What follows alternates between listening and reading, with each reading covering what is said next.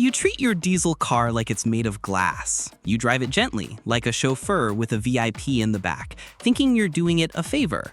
But what if that gentle touch is the very thing that's slowly, silently killing it? What if your best intentions are paving the road to a massive repair bill? Today, we're exposing the fatal mistakes that send diesel engines to an early grave. Don't worry, for every problem, there's a simple fix. If you're ready to learn how to keep that torque monster of an engine running strong for hundreds of thousands of kilometers, let's dive right in. The cold start crime scene. You're late for work. You jump in the car, turn the key, and immediately floor it to merge into traffic. We've all been tempted to do it. But that single action is one of the most brutal things you can do to your engine. Overnight, every last drop of oil has settled down into the oil pan, leaving the top end of your engine, including your turbocharger, essentially dry. When you start it, the oil pump has to work against gravity and time to get that life-saving lubrication to every critical component. This takes a few crucial seconds, sometimes even up to a minute in colder weather. In that brief, unprotected window, metal is grinding against metal. If you demand full power during this time, you are causing microscopic tears and scuffs on sensitive surfaces like bearings and cylinder walls. This isn't damage you'll feel today or tomorrow. It's cumulative. It's the kind of slow-motion destruction that turns a healthy engine into an oil-burning, low-compression mess over the years. The fix is incredibly simple, and it costs you nothing but a little patience. After you start the car, just give it 30 seconds. Let it idle. Then for the first 10 to 15 minutes of your drive, until that temperature needle is sitting right where it should be, just take it easy. No sudden acceleration, no high revs. This small act of mechanical sympathy will ensure your engine stays loyal to you for years to come. The high gear, low RPM trap. We all love that signature diesel trait, the massive wave of torque that pushes you back in your seat at ridiculously low revs. It's addictive, right? But becoming addicted to that feeling and constantly forcing the car to accelerate in a high gear from 1,000 or 1,500 RPM is one of the most insidious mistakes you can make. If you're pressing the gas pedal and you feel a deep vibration, a shudder, and hear a groaning hum, that's your engine screaming for help. This is called lugging the engine. It places an unbelievable amount of stress not just on the engine internals, but on your dual mass flywheel and the entire transmission. Contrary to popular belief, lugging your engine does not save fuel. It actually creates extreme stress on the piston connecting rods, the bearings, and the crankshaft, drastically shortening their lifespan.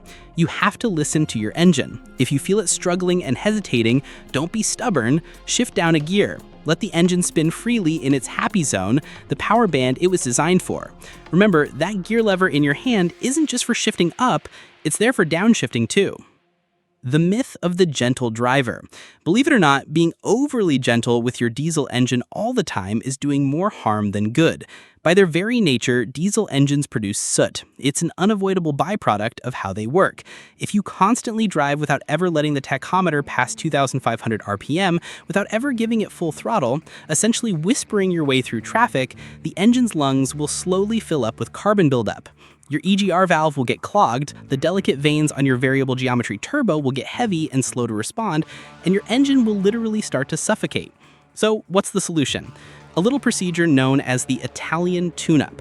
Once a week, on a safe and clear stretch of highway, drop down a gear or two and let the engine run at a higher RPM for a few minutes.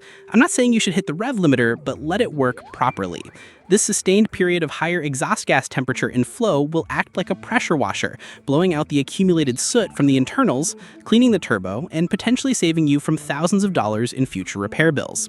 Remember, diesel engines are built for work. Every now and then, they need to be allowed to stretch their legs and work hard. The short trip death sentence. That quick 5-minute drive to the grocery store, that 10-minute trip to drop the kids off at school, those short journeys are the #1 enemy of a modern diesel engine. It takes a diesel engine significantly longer to reach its ideal operating temperature compared to a gasoline engine. When you make these short trips and shut the engine off before it's fully warmed up, you're creating a perfect storm of problems. First, a cold engine experiences much higher rates of internal wear.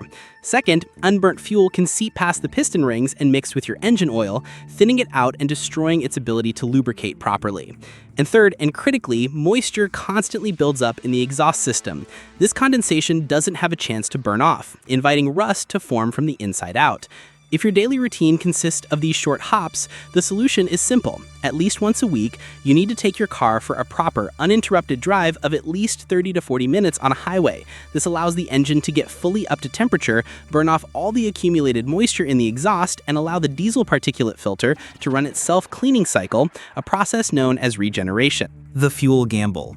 We all feel the pain at the pump, and saving a few cents per liter on fuel seems like a smart move. But trying to save money with cheap, no-name diesel is one of the biggest betrayals you can commit against your engine. Your modern common-rail diesel injection system is a masterpiece of engineering, operating under pressures that are almost impossible to comprehend. We're talking up to 30,000 psi in some engines. To achieve this, the injector nozzles have microscopic holes that are thinner than a single strand of your hair. When you feed this incredibly precise system with low-quality fuel that's contaminated with water, dirt, or excess sulfur, you're essentially pumping liquid sandpaper through its veins. Water causes rust inside your injectors and high-pressure fuel pump. Dirt acts as an abrasive, destroying those microscopic nozzles. The first signs are usually a drop in fuel economy and an increase in black smoke, but by the time you notice those, the damage, often costing thousands of dollars, is already done. So always, and I mean always, fill up at reputable, well-known stations. That tiny amount you think you're saving at the pump could come back to you as a repair bill that costs 100 times more. The lifeblood problem: oil neglect. Engine oil is the blood of your car, and in a diesel engine, its job is even more critical. Because of how they operate, diesel engines produce significantly more soot than gasoline engines, and that soot goes directly into the engine oil. Over time, these carbon particles contaminate the oil, turning it from a clean lubricant into a thick, abrasive sludge. Your car's service manual might say you can go 20,000 kilometers between oil changes, but any experienced diesel owner who loves their car will tell you that this interval is dangerously long for extending the engine's life.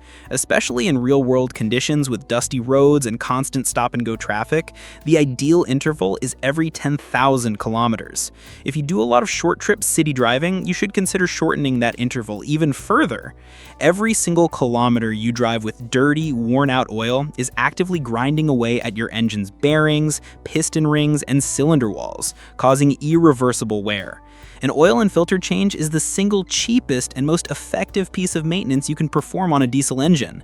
Don't postpone this small investment, because you could be inviting a massive engine rebuild-sized expense in the future.